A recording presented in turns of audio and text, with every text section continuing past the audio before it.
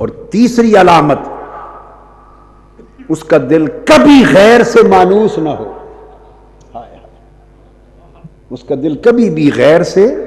مانوس نہ ہو، اس کو انس، رغبت، راحت، سکون، لذت جب بھی آئے اللہ کی یاد میں آئے، اللہ کے رسول سے ملے، غیر کی طرف اس کا انس نہ جائے۔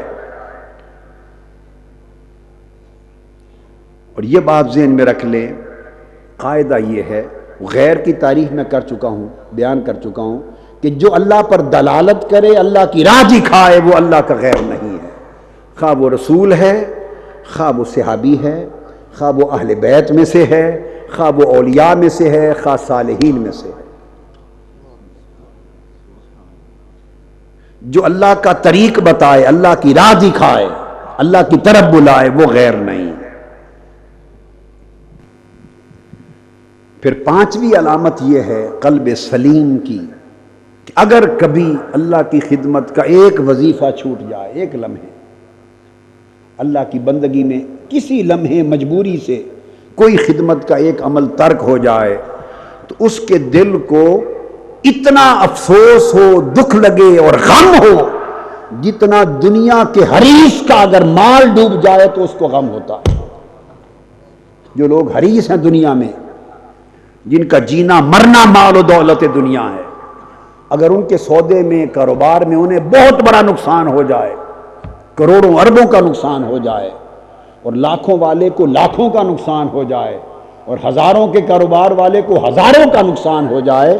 تو جس کے دل میں حرص دنیا ہے، اسے مال کے نقصان پر جتنا شدت کا غم ہوتا ہے، صحیح دل والے شخص کو اس سے بڑھ کر شدت کا غم ہو اگر ایک لمحے بھی اللہ کی بندگی چھوٹ جائے تو۔ اور اللہ کی خدمت کا شوق اور رغبت اور چاہت اتنی شدت کی ہو جتنی بھوکے کو کھانے کی ہوتی ہے اور پیاسے کو ٹھنڈے پانی کی ہوتی ہے۔ اب شدید پیاس ہو اور سخت گرمی کا موسم ہو،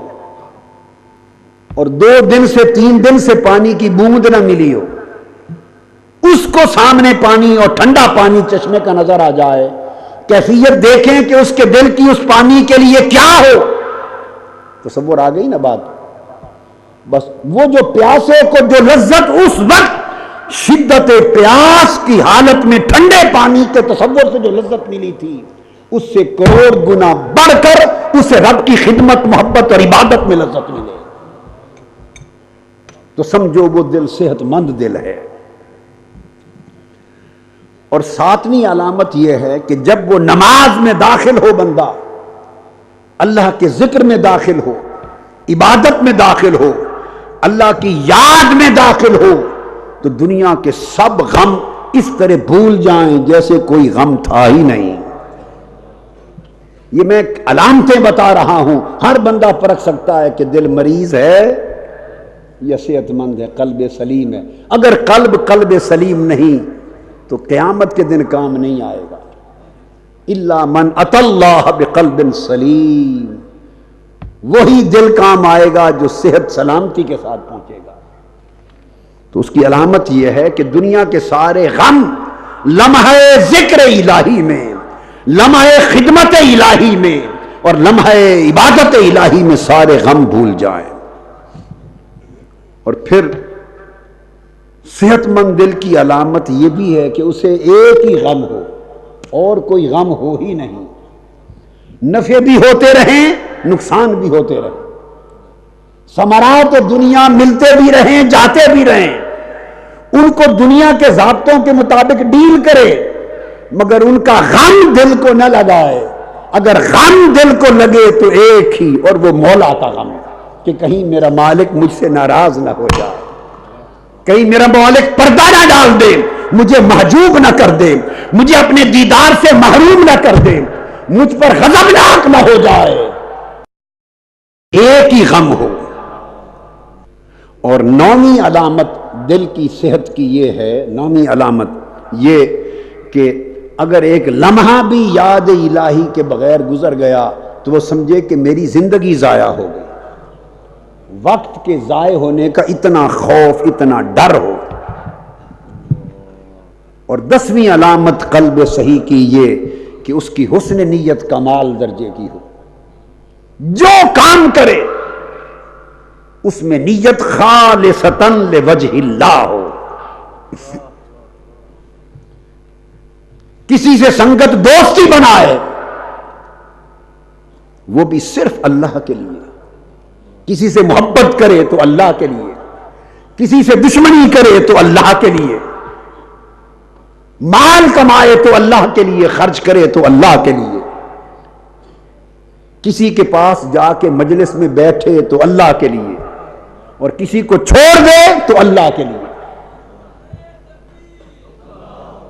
لہذا جب دل صحت مند اور سلیم ہو جاتا ہے تو ایک خاص بات کہنا چاہتا ہوں، وہ عمل کے ڈھیر کی بجائے